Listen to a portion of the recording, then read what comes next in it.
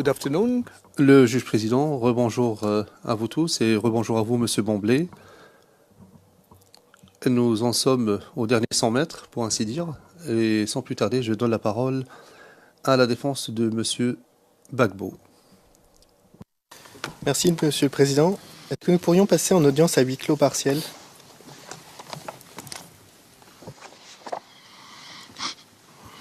Yes, we can. Le président, oui, certainement. Passons à huis clos partiel.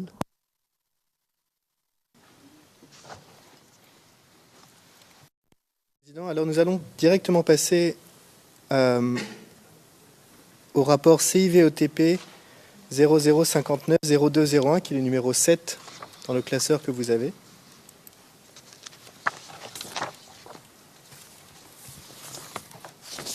And which is witness? Et de quel témoin s'agit-il?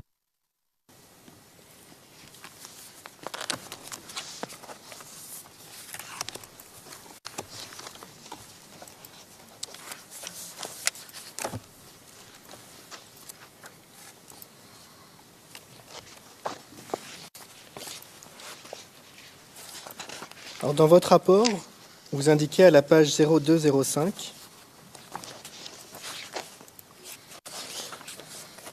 qui est la page 5 de votre rapport,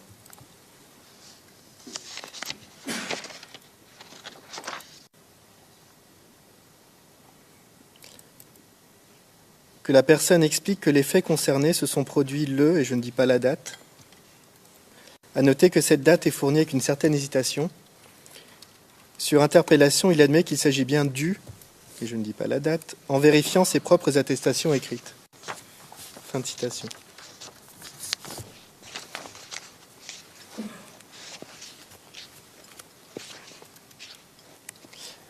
Je voudrais savoir de quelles attestations écrites s'agit-il ici?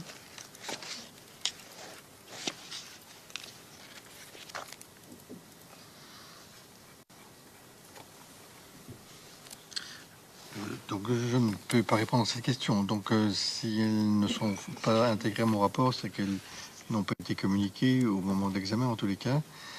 Et j'emploie bien la formulation en vérifiant, donc c'est lui qui vérifie ses propres attestations écrites. Je ne sais même pas si j'en ai eu connaissance.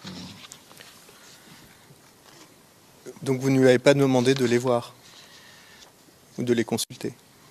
Ce sont des documents privés, personnels. Si ça n'a pas d'intérêt médical, je ne vois pas pourquoi je lui demanderais cela.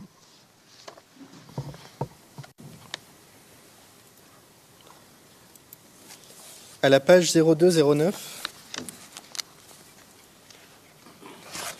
qui est la page 9 de votre rapport, vous notez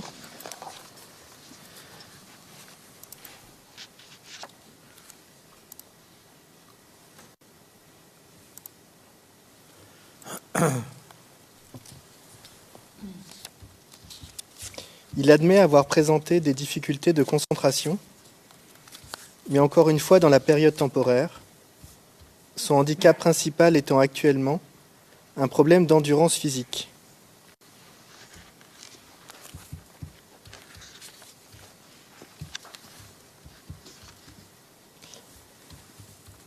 Par rapport à ça, je note dans votre rapport, à la page 0206, que cette personne travaille actuellement à la décharge de sacs pesant 50 kg.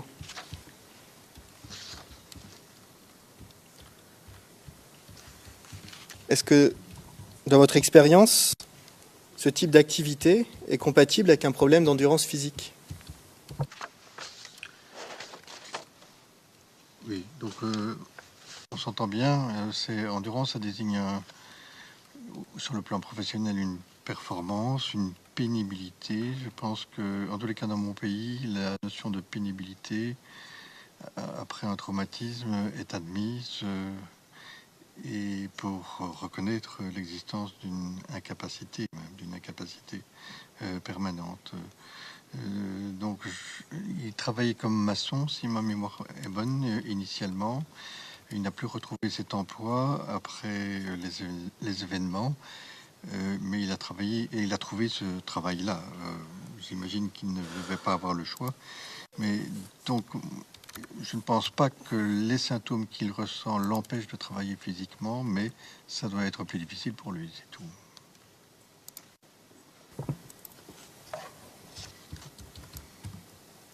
Merci. À la page 0210, donc c'est la page 10 de votre rapport, monsieur, vous indiquez: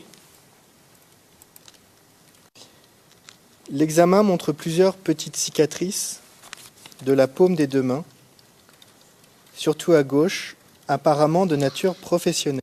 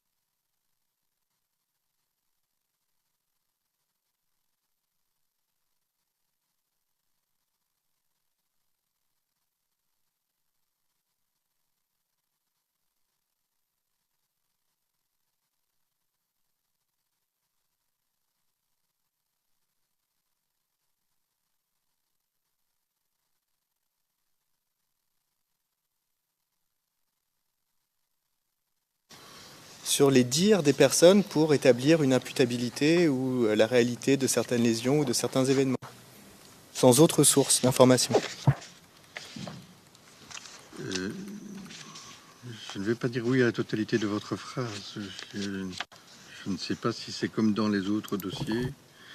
Je ne suis pas d'accord. Ici, nous n'avons pas d'attestation médicale comme dans la plupart des dossiers d'attestation médicale initiale, mais nous avons cette photographie. On peut aussi en penser ce qu'on veut.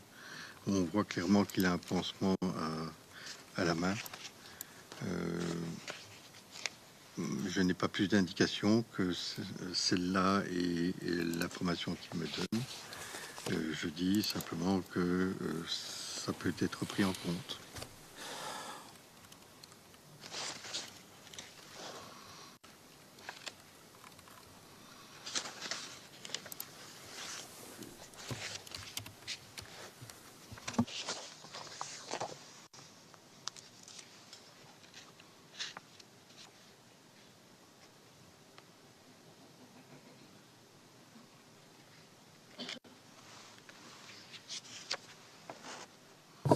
Donc juste pour bien comprendre, c'est vrai que j'ai fait une phrase générale. Donc en l'absence, quand la personne ne vous donnait pas de documents médicaux particuliers, les constats que vous faites dans vos rapports ne sont fondés que sur leur dire, dans ces cas précis. Maître, dans ce cas-ci,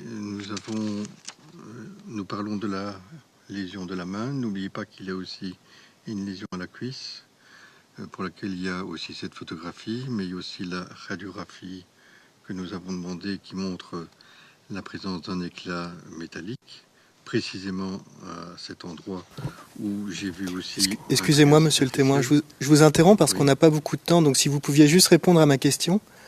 Lorsqu'il n'y a pas de radiographie, lorsqu'il n'y a pas d'autres documents médicaux, lorsque vous mettez une conclusion dans votre rapport, en l'absence de ces documents médicaux dont vous parlez, qui sont parfois présents, c'est uniquement sur la base des dires du témoin. Nous travaillons en médecine légale avec ce qu'on veut bien nous donner. Et s'il y a peu de communiqués, eh bien, nous devons effectivement avoir un œil critique à l'égard du peu qui nous est donné et dire si c'est cohérent avec ce qu'on nous raconte. Et dans ce cas-ci, en tous les cas, puisqu'on parle de ce cas-ci, je pensais qu'il y avait je continue à penser qu'il y a une cohérence entre ce que me dit la victime et ce que je peux constater.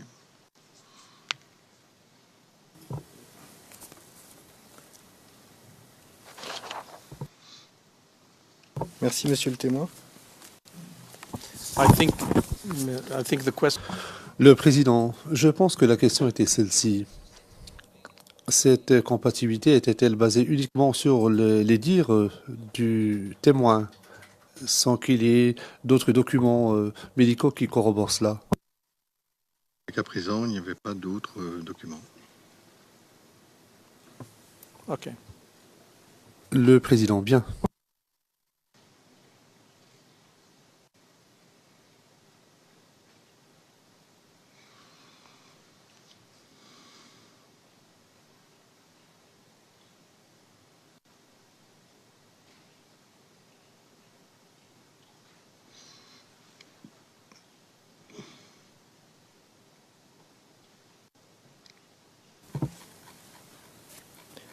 Donc nous allons passer au rapport CIV-OTP 0059-0230, qui est le dernier.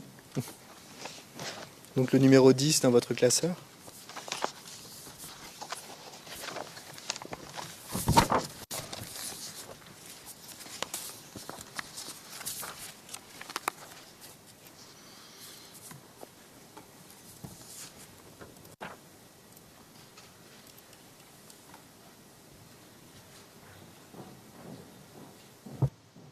Alors, Monsieur le Président, je vais poser une question qui peut permettre d'identifier le témoin assez facilement. Donc je ne sais pas s'il faut que je passe à huis clos partiel ou non, ou si c'est un problème ou pas. Well, if it's a witness. Le président, s'il s'agit d'un témoin qui a témoigné à huis clos, alors oui, effectivement. Sinon, à mon avis, ce ne sera pas nécessaire. Je ne sais pas de qui vous parlez, Madame Pack. Il s'agit de P 230, il n'y avait pas de mesure de protection en audience. Le président, vous dites, Madame Pack, oui, s'agissant du témoin que mon contradicteur s'apprête à évoquer, il n'y avait pas de mesure de protection en audience, le président. Bien, allez-y. Psychologique, vous relevez page 0237. Et je cite, je ne sais pas si j'ai donné le numéro du rapport. Oui. Donc page 0237, les symptômes d'évitement et de distance, celle-ci concernant toutefois plutôt une prise de distance, une intolérance nouvelle au discours politique.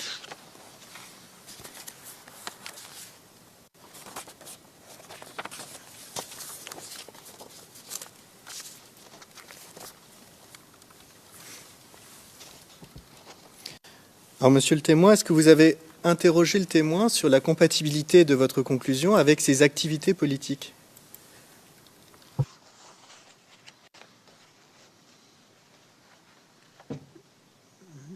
Je ne comprends pas très bien ce que vous entendez comme analyse que j'aurais eu à faire par rapport à ces activités politiques. Non, pas très bien. Je suis médecin spécialisé, mais oui. Qu'est-ce que vous Alors, je vais préciser, monsieur le témoin.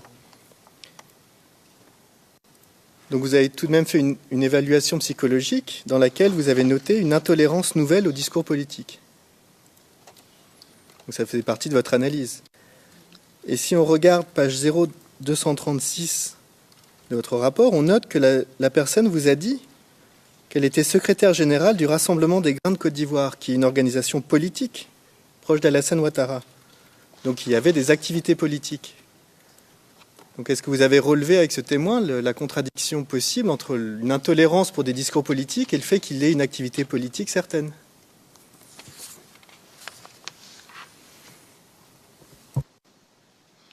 Oui, donc ce sont des choses qu'il livre spontanément à l'occasion de l'application de ce test.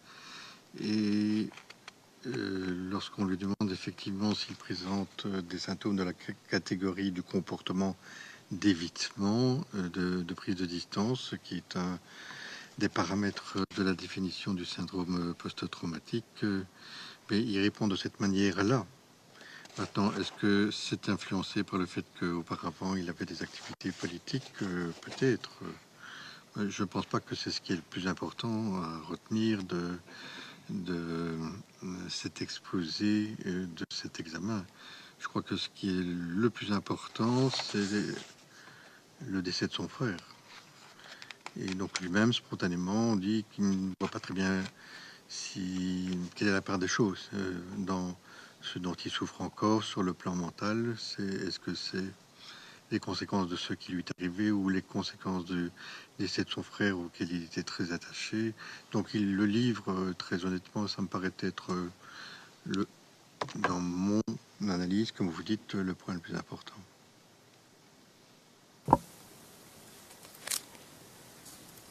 Merci. Alors, je vais passer à quelques dernières questions sur les suites de votre mission.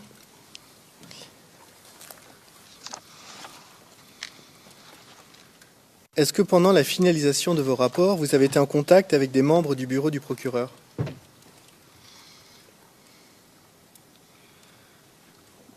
Il s'agit de contacts par mail pour communiquer notamment les documents dont on a parlé, ce que moi j'appelle les réquisitoires, donc la mission écrite. C'est des encouragements à finaliser mon travail, des choses pareilles. Je ne me souviens pas d'autres contacts dans le cadre de cette mission. Et à qui avez-vous soumis vos rapports définitifs? Ils ont été communiqués à mon mandant, c'est-à-dire, je pense que c'est passé une fois encore par le département forensique de la Cour.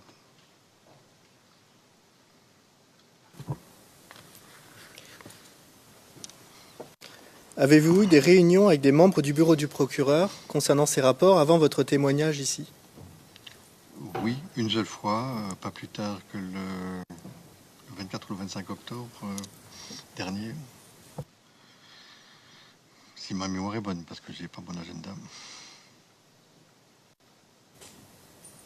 J'aimerais qu'on affiche le document CIV-OTP 0104 0016. C'est l'onglet 142 et le document est confidentiel.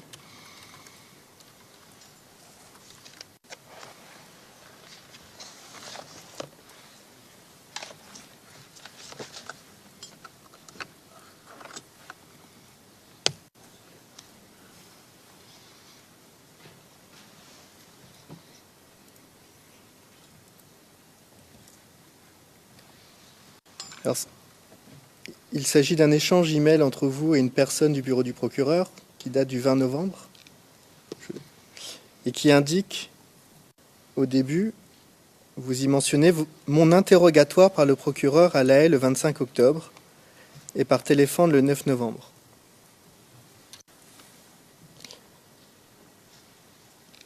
J'aimerais savoir en quoi a consisté cet interrogatoire. Oui, donc c'est une intervention unique. Le coup de téléphone qui a fait suite et la communication de ce mail sont institués dans le cadre de cette réunion à laquelle j'ai été invité le 25 octobre. Les dossiers ont été passés en revue et des questions, des précisions plus exactement, ont été demandées par Madame le procureur sur certains points de mes rapports. J'ai tenté d'y répondre et c'est à cette occasion-là d'ailleurs que j'ai évoqué cet article paru en 2015 sur les séquelles gynécologiques et Madame la procureure paraissait intéressée par cet article et elle m'a demandé par la suite de lui communiquer. D'accord, donc si je comprends bien, vous avez pris les rapports un par un et elle vous a posé des questions comme elle a fait hier en audience. Je ne sais pas si on les a tous passés en revue, ça, je ne sais pas, je ne sais plus. Je suis venu avec mon paquet comme aujourd'hui, mais je ne sais pas si je ne sais plus vous affirmer si on les a tous étudiés.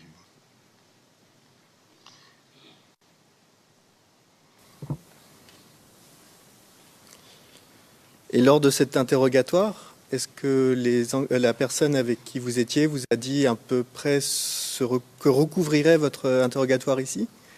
Quels seraient les thèmes abordés ou comment ils seraient abordés? Non, absolument pas. Je n'ai eu aucune information, pas plus que je n'en ai eu pour arriver hier et aujourd'hui, donc je ne savais pas du tout à quelle sauce j'allais être mangé, comme on dirait dans mon pays, donc je n'avais aucune information.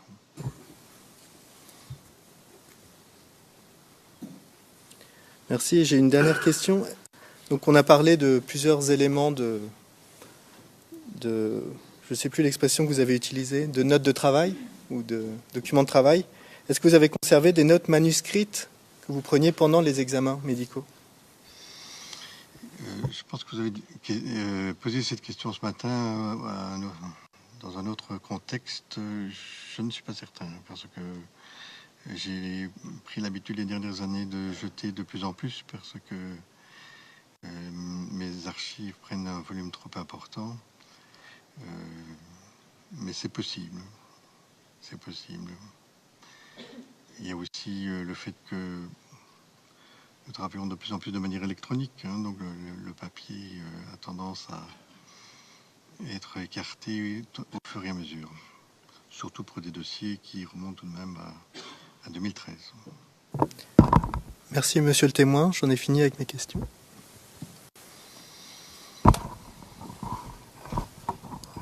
Monsieur le Président, Madame, Monsieur, ceci conclut l'interrogatoire du témoin par la défense de Laurent Gbagbo.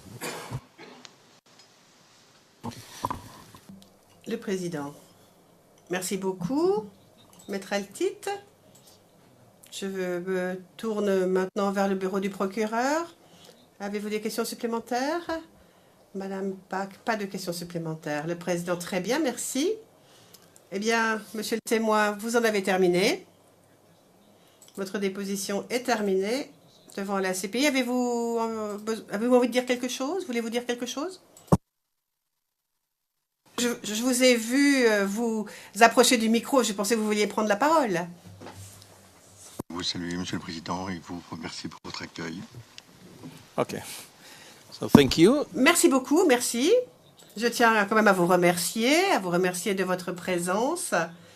Vous pouvez en effet quitter le prétoire maintenant, et je crois que l'huissière va vous escorter hors du prétoire. Et merci beaucoup.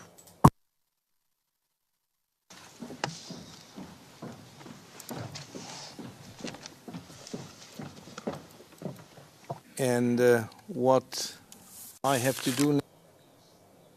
Alors, que me reste-t-il à faire? Eh bien, lever la séance. Nous reprendrons le 17 janvier 2018, 9h30, dernier témoin de l'accusation, prétoire numéro 2. Attention, attention, prétoire numéro 2. Voilà, je vous souhaite un bon Noël et à l'année prochaine.